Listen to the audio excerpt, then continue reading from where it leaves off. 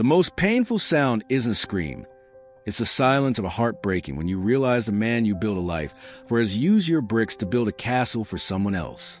The reflection in the hallway mirror showed a woman trying her very best to disappear. Isabella tugged at the hem of her navy blue dress. It was 5 years old, purchased for her honeymoon, a honeymoon they never actually took because Adrian needed the money for his startup. But tonight, none of that mattered. Tonight was his coronation. CEO, she whispered to herself, testing the weight of the word. Mrs. O. She applied a layer of lipstick that was nearly empty, scraping the bottom of the tube. For 3 years, she had worked double shifts at a bakery, coming home smelling of yeast and burnt sugar so Adrian could smell like success. She had paid the rent, the internet, and for the tailored suits he insisted were investments. He had told her the promotion party was tonight at the Grand Oakhaven Hotel. Just family and close investors, he had said. Don't be late. Across the city, in the penthouse suite of the Grand Oakhaven, Liam stood by the floor-to-ceiling window, swirling a glass of aged scotch. He didn't want to be here. As the primary investor in Vanguard Tech, his presence was mandatory, but he despised the pageantry. He adjusted his cufflinks, watching the guests arrive below. Limousines like sleek black beetles depositing the city's elite. It's a sham, and you know it, Liam muttered to the empty room. He wasn't talking about the business. He was talking about the man of the hour. He knew Adrian was ambitious, but what he was doing today sat heavy in Liam's gut. Liam valued loyalty above all else, perhaps because he had so little of it in his own isolated, wealthy life. He checked his watch. The ceremony was starting in 10 minutes. Isabella arrived in a yellow taxi that sputtered as it pulled away from the gilded entrance. She felt small instantly. The air here smelled different, like expensive lilies and cold cash. She clutched her purse tight, her knuckles white. She checked the lobby directory board, looking for a Vanguard Tech promotion party. Nothing. Her brow furrowed. She scanned the board again. Ballroom A, the Sterling Vanderbilt wedding. Must be a mistake, she breathed, a nervous laugh escaping her lips. Adrian probably gave me the wrong hall. She walked toward the heavy oak doors of Ballroom A, assuming the wedding sign was left over from the afternoon.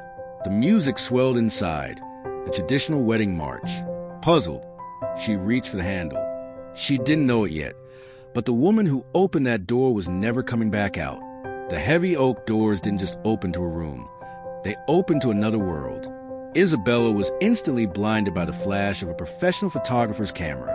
The scent hit her next, not just lilies, but an overwhelming, suffocating perfume of thousands of imported white roses hanging from the ceiling in cascading arches. She blinked, trying to process the sea of designer tuxedos and silk gowns. It was silent, save for the soft weeping of a cello. And there, at the end of a long white aisle lined with candles, stood Adrian. He looked magnificent. He was wearing the Italian suit she had dipped into her emergency savings to buy him last month.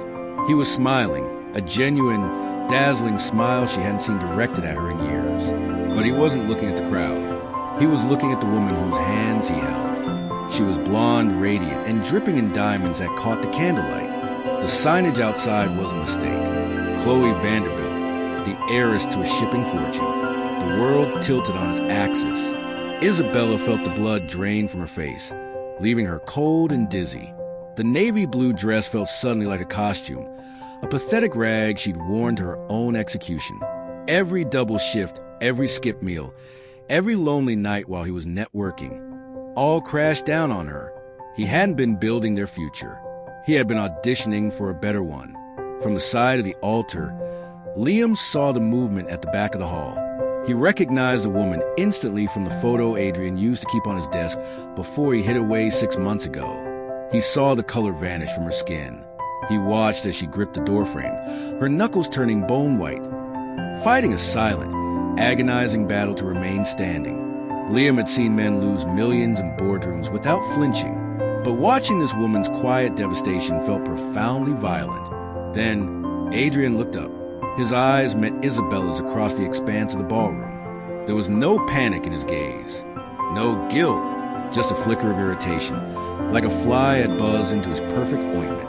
He gave the slightest shake of his head, the silent command, leave. That small gesture was the hardest blow of all. Isabella gasped, a sharp, wounded sound that nobody else heard over the cello. She turned blindly, stumbling on the polished marble floor, desperate to escape the suffocating scent of roses and betrayal.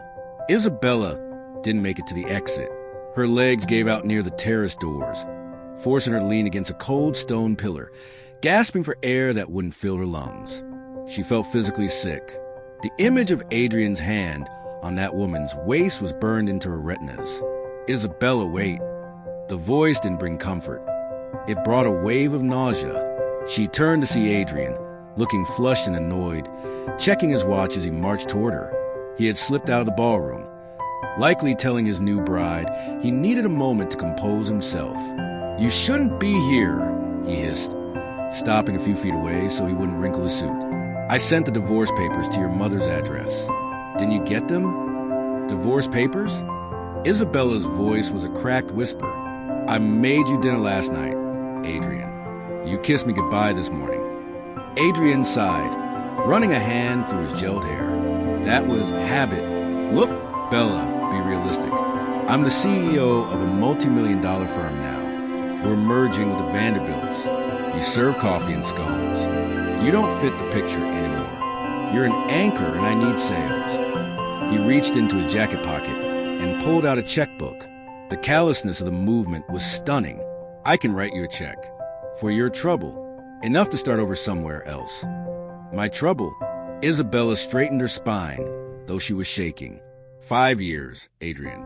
I paid for the suit. I paid for your dream. "And I'm grateful," he said dismissively, scribbling number. "But let's not pretend it was a partnership of equals. Just take it and go before security escorts you out. Don't make a scene." Isabella stared at the check he held out. It was a lot of money. Enough to fix her mother's roof. Enough to quit the bakery. But taking it meant accepting that her love was a transaction. It meant agreeing with him that she was something to be paid off and discarded. She reached out, took the check, and Adrian's shoulders relaxed. "Good girl," he said.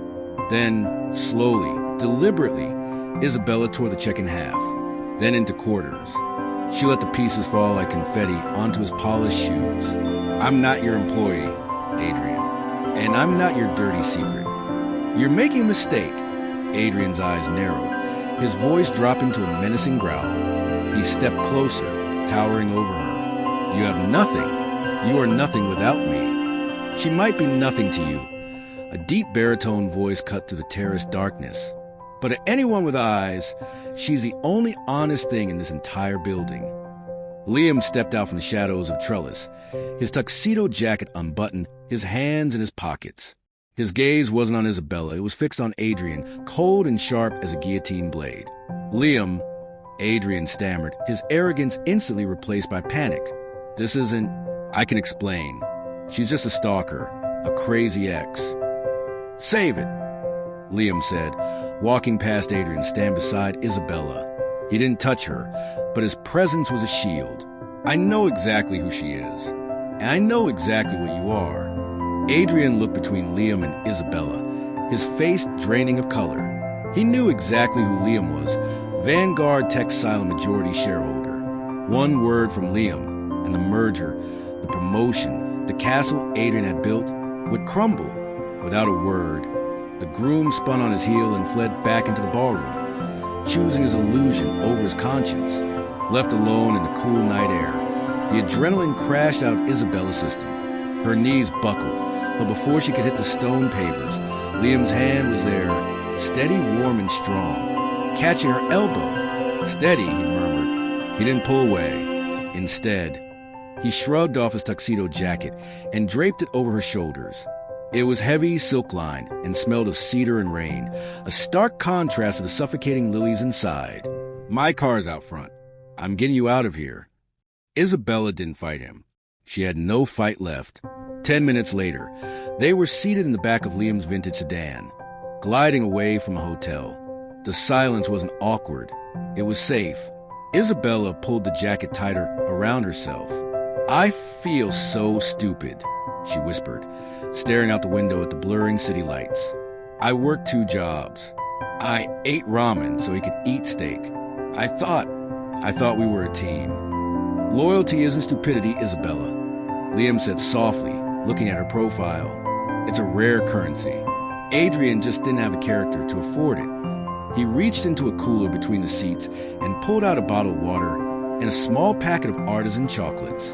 I hate wedding food, he confessed with a dry, self-deprecating half-smile. I always keep an emergency stash. Hazelnut. Isabella looked at the chocolate, then at the billionaire, offering it to her like a peace offering. A small, watery laugh escaped her. I work in a bakery. I smell like yeast all day. I usually hate sweets. Then I'll take the hazelnut, and you can have the silence, Liam teased gently. For the first time that night, Isabella looked at him, really looked at him. He wasn't looking at her with pity. He was looking at her with a quiet intensity, like he was solving a complex equation, and she was the answer he hadn't expected to find. You're the investor, she realized, the pieces clicking together. The one he was trying to impress tonight. I was the investor, Liam corrected, his voice dropping an octave, turning serious. I don't invest in fraud, and I don't partner with men who treat diamonds like glass. He hesitated, then reached out, his hand hovering near hers on the leather seat. He didn't touch her, but the proximity sent a jolt of electricity through the car that had nothing to do with the heated seats. I've spent my life looking for ROI, return on investment, Liam admitted, his guarded exterior cracking just a fraction. I thought it was about numbers. Tonight, watching you stand up to him, I realize I've been calculating it all wrong. Liam didn't take her home immediately. He pulled the car over to a quiet overlook facing the skyline. He pulled out his phone, dialed a number, and put it on speaker. Cancel the merger, Liam said, his voice flat and final, and pull the funding for the expansion. All of it. But sir, a panicked voice crackled on the other end. The wedding, the press release. The groom is a fraud, Liam said, looking directly at Isabella. And Vanguard Tech doesn't do business with frauds. He hung up in one sentence. The castle Adrian had built on Isabella's back crumbled into dust. 1 year later, the bell above the door of the Golden Crumb chimed, signaling a customer. Isabella wiped flour from her cheek, a habit she hadn't broken, and smiled. The bakery was hers, not a dream deferred, but a reality built on her own credit, her own sweat, and the belief of one man who refused to let her fail. She looked different now. The hunched posture of a woman trying to disappear was gone, replaced by the glow of someone who knows their worth. Liam walked in, shaking snow off his coat. He wasn't wearing a tuxedo today. He was wearing jeans and a sweater, looking younger and lighter than the man in the penthouse. He held up a newspaper. The headline read, Vanguard Tech files for bankruptcy. Former CEO disgraced. Isabella didn't even look at the paper. She just looked at Liam. Old news, she said, sliding a fresh tray of hazelnut croissants onto the counter. I'm focused on the future. Liam walked around the counter. He didn't offer her a check.